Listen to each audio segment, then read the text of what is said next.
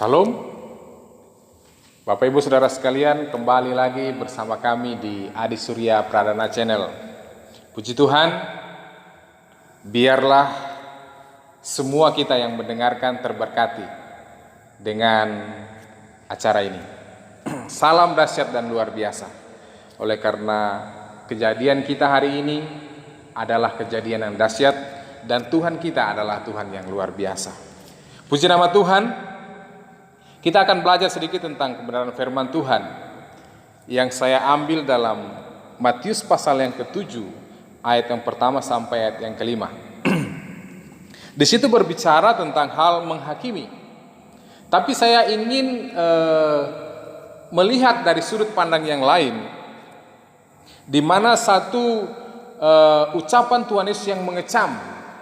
Di ayat yang keempat dikatakan, bagaimanakah engkau dapat berkata kepada saudaramu, biarlah aku mengeluarkan selumbar itu dari matamu, padahal ada balok di dalam matamu. Hai orang munafik, keluarkanlah dahulu balok dari matamu, maka engkau akan melihat jelas untuk mengeluarkan selumbar dari mata saudaramu. Puji Tuhan.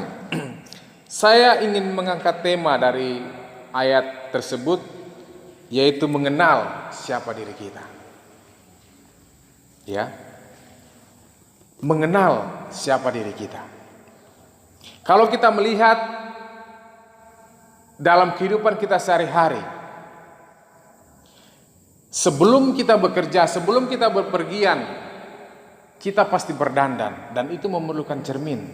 Fungsi cermin itu untuk melihat keberadaan kita. Dan tanpa cermin itu kita tidak bisa tahu apakah muka kita sudah bagus, apakah kita sudah bersisir dengan rapi, dan lain sebagainya. Keadaan manusia sesungguhnya adalah keadaan yang rapuh.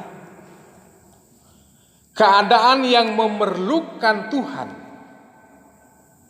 Apalagi kalau hari-hari ini kita melihat bencana yang luar biasa yang dialami oleh seluruh dunia. Itu menggambarkan bahwa sesungguhnya manusia itu adalah makhluk yang rapuh. Ya.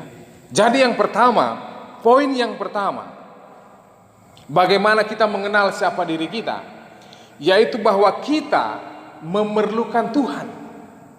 Ya, yang pertama bahwa kita memerlukan Tuhan. Kalau kita melihat manusia pada mulanya adalah manusia yang serupa dengan Allah. Tetapi ketika manusia itu jatuh dalam dosa, firman Tuhan berkata dalam Roma 3 ayat ke-23, manusia kehilangan kemuliaan Allah. Manusia menjadi manusia yang rapuh, manusia yang tidak dapat berbuat apa-apa. Oleh karena itu manusia memerlukan Tuhan. Ya. Pertama, manusia memerlukan Tuhan karena manusia tidak bisa menyelamatkan dirinya sendiri. Manusia tidak bisa keluar dari belenggu dosa dengan kemampuan dan kekuatannya sendiri. Firman Tuhan mengatakan, tidak ada jalan lain untuk manusia itu selamat selain daripada Yesus. Jadi yang pertama, mengenal siapa diri kita, kita harus perlu tahu bahwa kita memerlukan Tuhan. Memerlukan Tuhan untuk kita terbebas dari dosa. Karena kita tidak mampu membebaskan diri kita dari dosa. Kita tidak mampu membebaskan diri kita dari belenggu dosa. Oleh karena itu kita memerlukan Tuhan. Dan juga kita memerlukan Tuhan dalam menjalani kehidupan kita sehari-hari. Firman Tuhan mengatakan kekuatan kamu tidak seberapa. Bahkan tidak ada, saudara. Tetapi karena kamu melakukan kehendakku, dikatakan firman Tuhan. Jadi mengenal diri kita, itu yang pertama, kita memerlukan Tuhan untuk melepaskan kehidupan kita dari dosa. Dan yang kedua, kita memerlukan Tuhan untuk menjalani kehidupan kita di hari-hari ini. Kenapa banyak orang sampai pada titik keputusasaan? Banyak orang sampai pada titik tidak mampu berbuat apa-apa, sampai pelariannya ke hal-hal yang lain yang menjatuhkan dia, yang merugikan dirinya sendiri, bahkan sampai pada tindakan bunuh diri. Kenapa? Karena tidak mampu menghadapi kehidupan ini.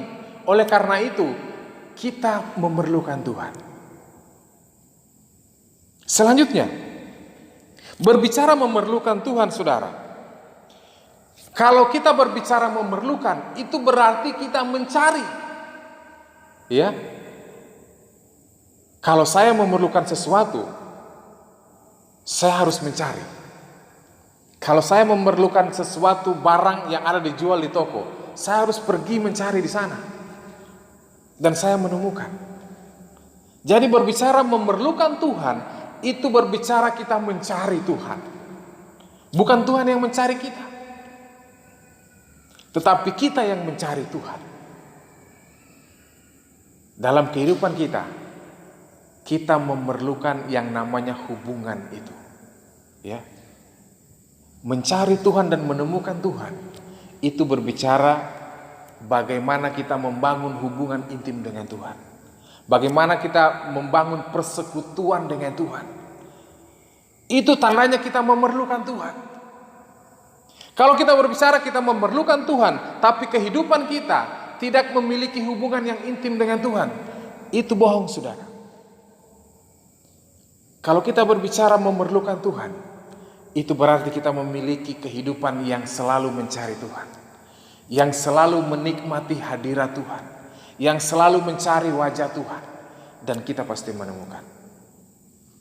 Puji Tuhan.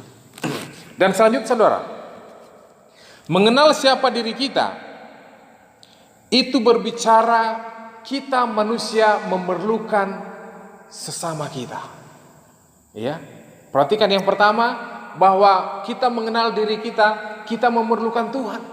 Dan yang kedua, bagaimana kita mengenal diri kita, kita memerlukan sesama kita. Firman Tuhan di dalam Kejadian pasal yang kedua ayat 18, di situ dikatakan Adam memerlukan seorang yang sepadan dengan dia. Dalam kehidupan Adam di Taman Eden, semua tersedia. Makanan semua tersedia dengan melimpah. Tetapi tidak ada penolong yang sepadan dengan dia. Jadi manusia itu memerlukan sesamanya, memerlukan orang lain. Jadi dalam kehidupan kita, kalau kita melihat dalam pelajaran-pelajaran di sekolah, manusia itu dikatakan adalah makhluk yang beradaptasi dengan lingkungannya atau makhluk sosial. Tidak bisa hidup dengan sendirinya. Firman Tuhan menekankan itu, saudara. Di dalam pelayanan Tuhan Yesus ketika dia ada di dalam dunia ini, dia memerlukan murid-muridnya untuk bekerja. Pernahkah kita berpikir, apakah Tuhan Yesus tidak bisa mengerjakan dengan sendiri?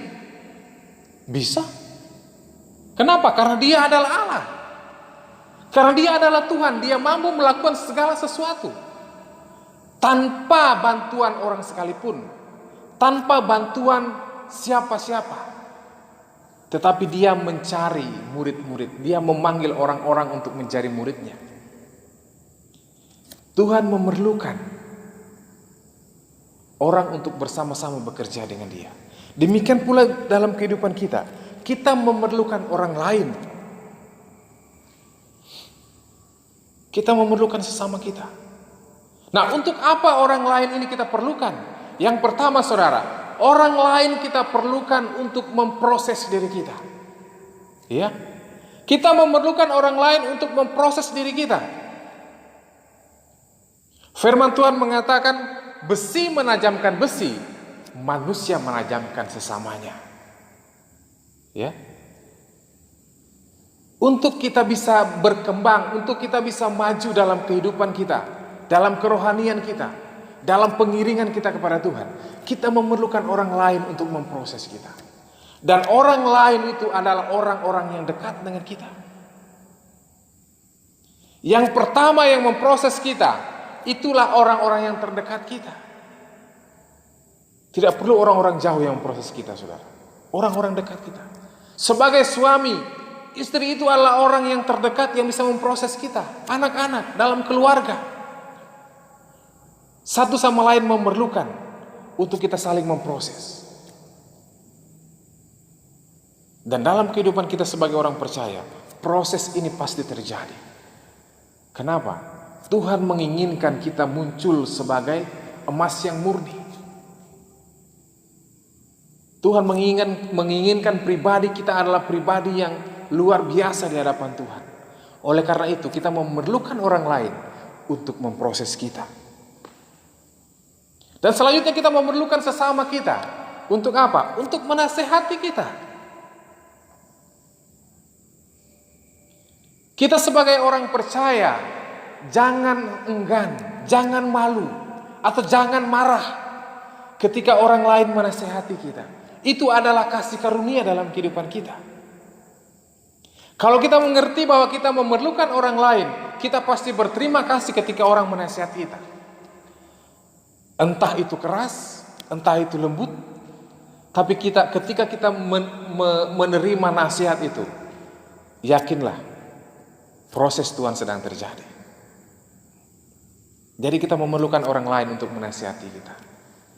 Ketika kita jatuh, ketika kita ada dalam beban berat, kita memerlukan orang lain, saudara.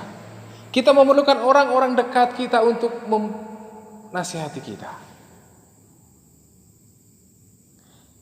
Dan yang terakhir, saudara, dan yang paling penting, kunci dari dua hal tersebut. Yang pertama yang saya katakan tadi, kita memerlukan Tuhan. Dan yang kedua, kita memerlukan sesama kita. Ada satu rahasia dan kuncinya. Kita harus memiliki kerendahan hati. Tanpa kita memiliki kerendahan hati, kita tidak akan mengerti bahwa kita memerlukan Tuhan. Kita tidak akan pernah tahu bahwa kita memerlukan Tuhan. Kita memerlukan kerendahan hati. Dengan kerendahan hati kita memahami bahwa kita memerlukan sesama kita. Memerlukan orang terdekat kita. Memerlukan orang dalam satu kawasan, dalam satu perhimpunan, dalam satu gereja lokal, dalam satu tempat kerja, dan komunitas-komunitas yang lain di mana kita berada. Kita memerlukan kerendahan hati. Ketika kita masuk dalam proses, ketika kita dinasehati, kita memerlukan kerendahan hati untuk menerima itu. Jadi puji Tuhan, firman Tuhan luar biasa membawa diri kita untuk kita bisa mengenal siapa diri kita. Tuhan merindukan untuk kita mengerti bahwa kita memerlukan Tuhan. Tuhan merindukan untuk kita bisa mengerti bahwa kita memerlukan sesama kita. Puji Tuhan, Tuhan Yesus memberkati. Kiranya apa yang saya sampaikan, apa yang kita pelajari hari ini dalam channel ini bisa memberkati Bapak Ibu Saudara sekalian. Terpujilah nama Tuhan. Tuhan Yesus memberkati. Haleluya.